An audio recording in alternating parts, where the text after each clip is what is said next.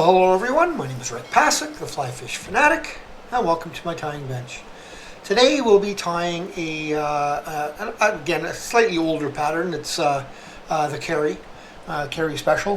This has got a little bit of a twist to it, but again, Carys can be pretty well anything you want. It's just it's a style of fly, so you can do whatever you want to them.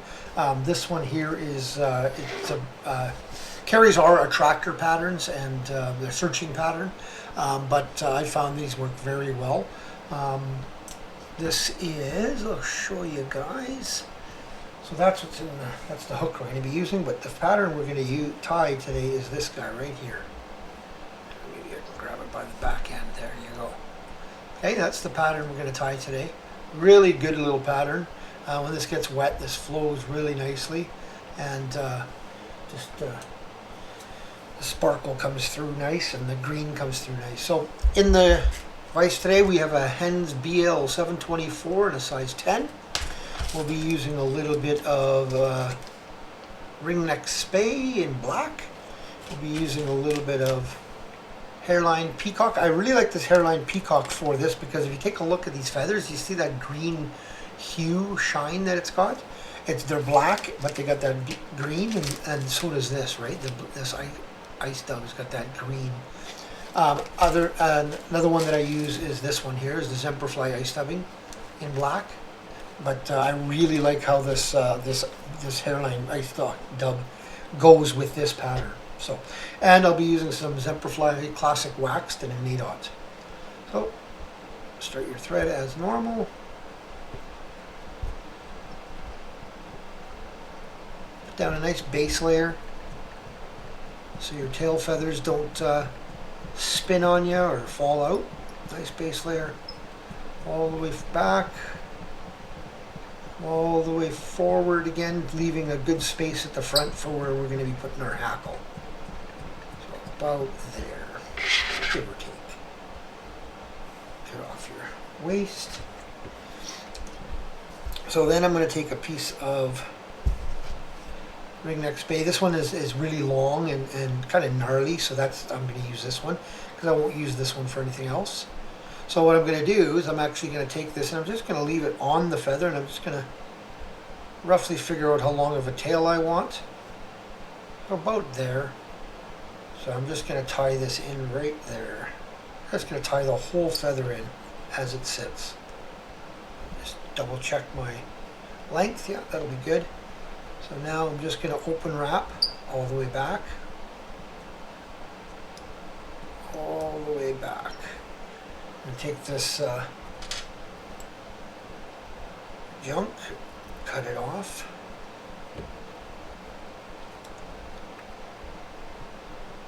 I'm going to go underneath and over, just to lock that in and help hold that up.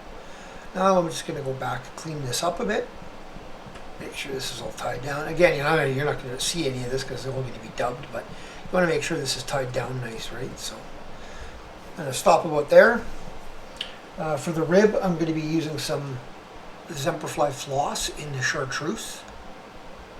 Okay. So I'll tie that in on my side here. Oops.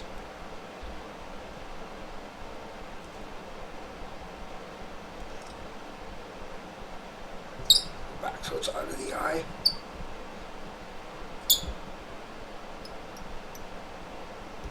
And I'll just leave that back out of my way. Then I'm going to just put a little bit of extra wax on. I know this is wax thread, but I always like having a little bit of extra wax when I do my dubbing. I'll take a bit of the dubbing. Don't poke yourself with the hook.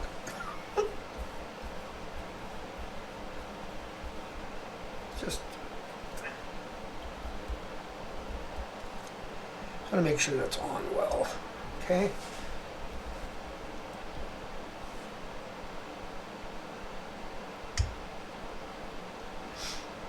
And I don't want a huge body here. I want it fairly thin. I mean, I don't want it paper thin, but I don't want a huge fat body here. So let's get a tiny bit more on there.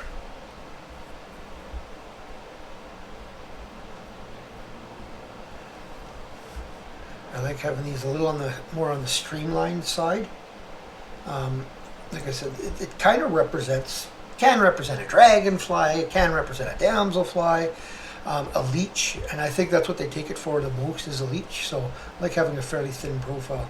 So now I just take the floss and I rib it forward, trying to keep my spacing about the same.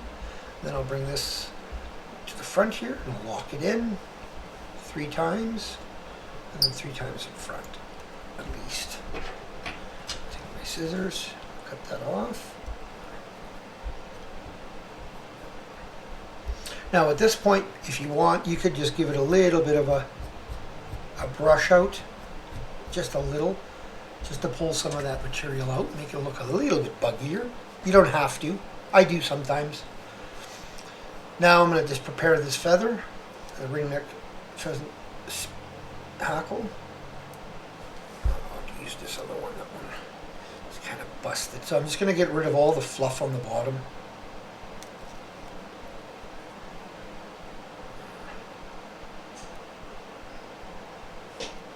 And then I'm going to tie this in by the tip. So I'm going to find my tip.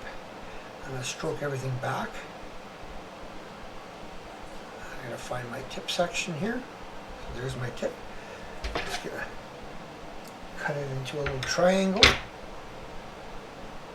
Tie that in right at the stem there. And then you can fold that a little bit back and make sure you get that tied in as well.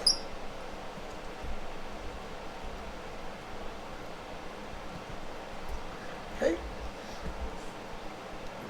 So now make sure you just stroke everything back. There is 2 sides to these feathers. One side is more black, the other side is more green and shinier. That's the outside. So you definitely want the outside facing out, right?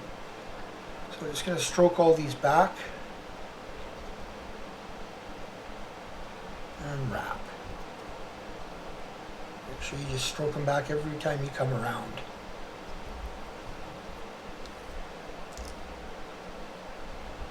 Okay, once you've got all your wraps in, lock it down.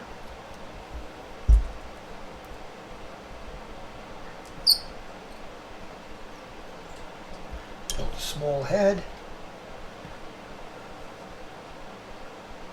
Cut off your waist piece. Take your head cement of choice, whatever that is. In this case, a little bit of Sally Hansen's.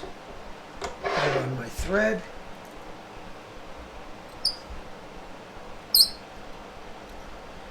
And just whip finish a little bit of a head.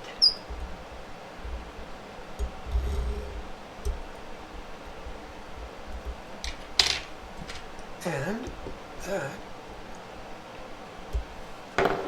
is the finished fly. Now I'm just going to take it a little bit and brush it, just to make sure nothing was trapped. And there it is. That's your finished fly. So I like fishing these on a type 1 and a type 3, and it all depends on the depth of the water as well. Quite often when I'll get to a new lake that I've never been to before, I'll take a Cary or a Spratly or a leech pattern or something like that, a searching pattern, and I'll do exactly that. I'll go search. I'll go troll around and go and look for, you know, structure. Especially, like I said, if it's a lake I've never been to, I'll troll around, look for structure, look for, you know, drop-offs, weed beds, marl shoals, hatches. You know, keep an eye out for areas that have a hatch going on, that kind of stuff. Quite often you'll get fish on these, and then you are able to do your throat sample on them. But in the meantime, you're trolling around and looking for structure and seeing what the lake has to offer. You know, a place that you've never been. So, alrighty. So give that one a shot. It's a really good, really works really well. I mean, here, I'll turn off the light so you guys can see. When I hit that with the UV light, it just glows because of that floss, right, and the green thread as well. So yeah, give that one a shot. If you like that, give me a thumbs up. If you've subscribed, thank you very much. If you have not, please consider doing so you don't miss any further videos. And tight lines, everyone.